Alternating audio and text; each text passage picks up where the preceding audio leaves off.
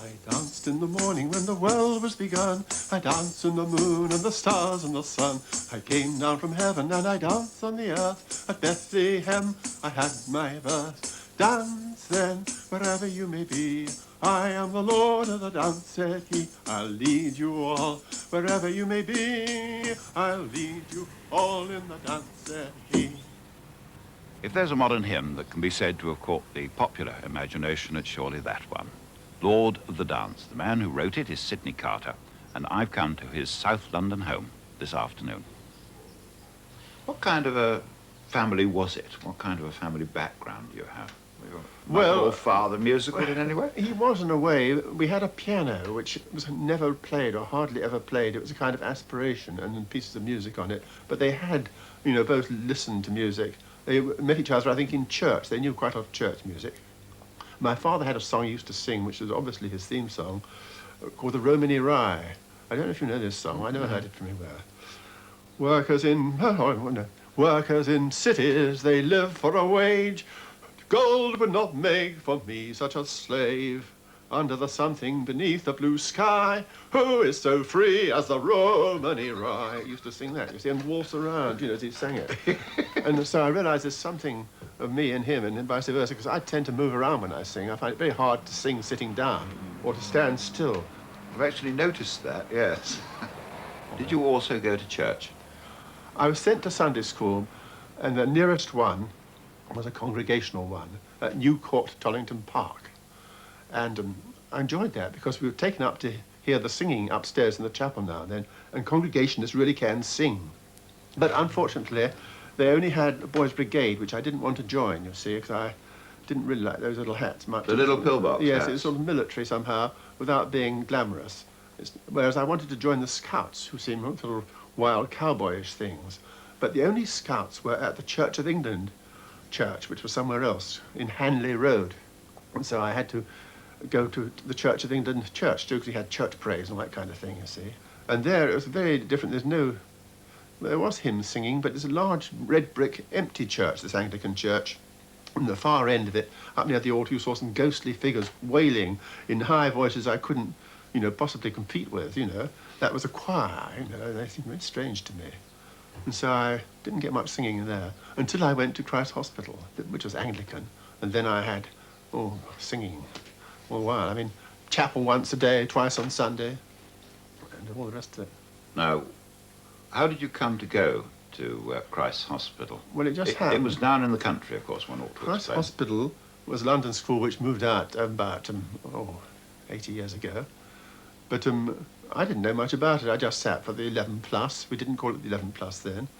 And found that I got a Christ Hospital scholarship, you see. And I found what they wore. I thought, my goodness, you know, blue coat, yellow stockings and all that. And I thought, hey, that's a bit much, isn't it? You've asked for your music all to come from the chapel at Christ Hospital, haven't you? Yes, that's why because they really can sing there. I mean, I love congregational singing when it's really, you know, with fervor and quality, trebles to basses and everything, the whole lot.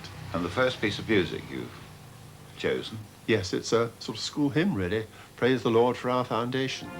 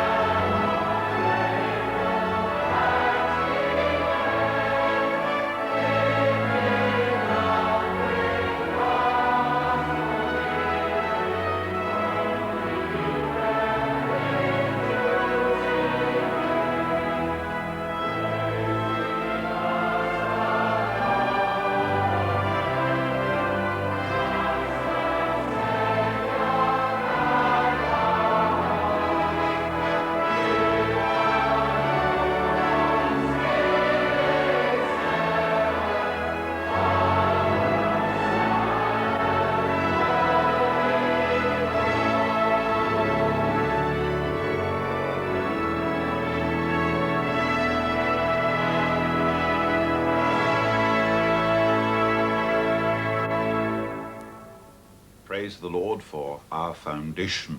There were a lot of them there, weren't there? That was the school choir and That's the, right. the junior school, I believe. I think so too, and trumpets, which we didn't have when I was there.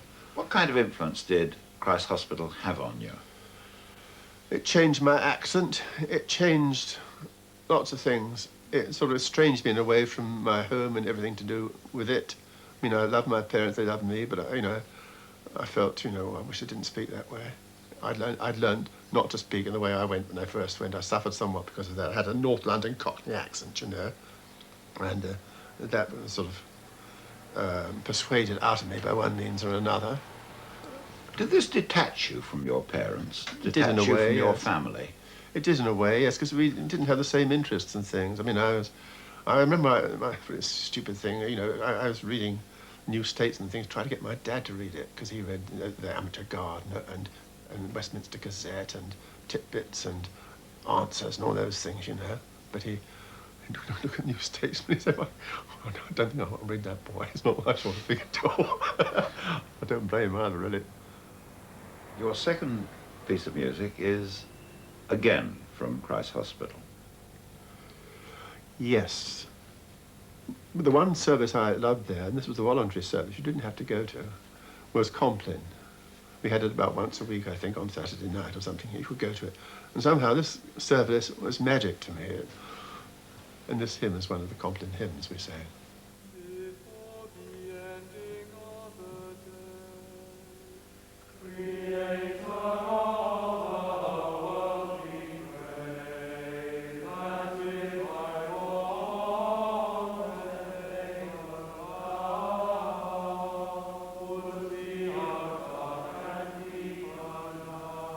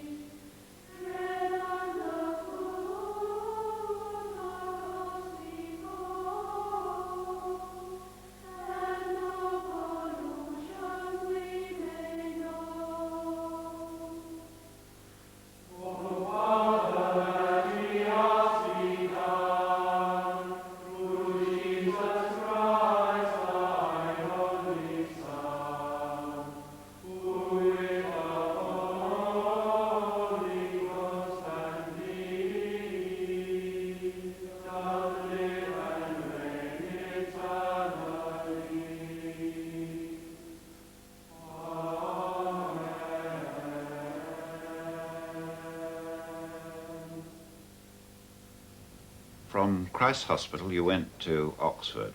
Did you try and find out about religion and so on at Oxford? Well, I didn't try to, but it sort of came to me. But I found it very difficult, and this goes for Christianity generally, in believing the things I'm supposed to believe. I have sort of faith and desire to worship, but when they say, now look, here's what the gospel says, do you believe the following things? The answer is, I don't know.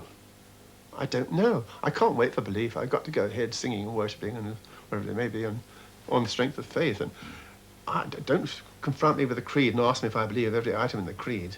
If I were honest, I'd have to say, I don't know. It may be true, but it's not true in a way that helps me at all. And your next hymn is Let All Mortal Flesh Keep Silence. Yes. Ah. This hymn is usually used in communion, and it's a lovely old, I think, medieval, I think French hymn. The words are good, but it's the music which is so consoling. I love tunes, and it's almost an improper thing to say, I suppose, these days, but I'm a sucker for a tune of any sort. And I think the tunes can have a personality of themselves. They can be loving and soothing, and this is one of those tunes. And I've come round to feel about Christianity now as if it were music. I embrace it for what it is. It makes a statement. Never mind the history and so forth. You've got to have that attitude towards it. I mean, Bach doesn't... Listen to Bach. You don't believe in Bach, do you? You just listen to it. You embrace it and say, yes, yes, I will. And that sort of Christianity I have, but saying I honestly believe the following things, no, I can't do it.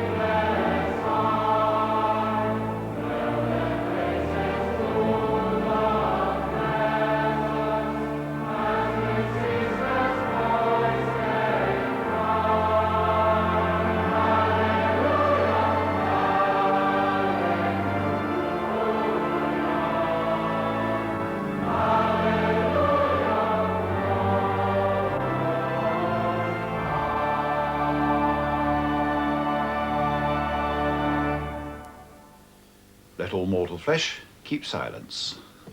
When you left Oxford, you went teaching for a That's couple right. of years, and then the war was upon you. Yes. What did you do in the war?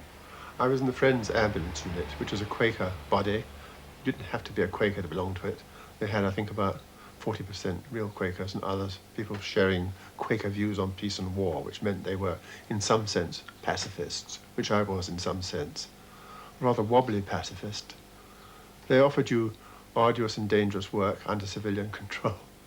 I think that under civilian control rather appealed to me because I hated to be bossed around. So you were a conscientious objector, I was, really? yes, I was a conscience. Were you in any way ostracized by other people who knew? Not very much, no, much less so than I'd imagined. I'd imagined prison and white feathers and everything else. But in fact, the worst thing, really, was feeling separated from everybody else who was doing something different. They played, you know, Lily Valero and White Cliffs of Dover and that. They were all going that way, and you were part of them going another way for one reason or another. You went to Palestine. You also went latterly to Greece. Greece, that was marvellous. Well, Palestine was too, chiefly because there were Greeks in Palestine. We were sent to a Greek refugee camp there, Gaza, on the shores of the sea, and it was marvellous. There's an entire sort of microcosm of Greek life there with sort of villages and others who'd left the Samos, Chios and places like that, and sometimes Athens.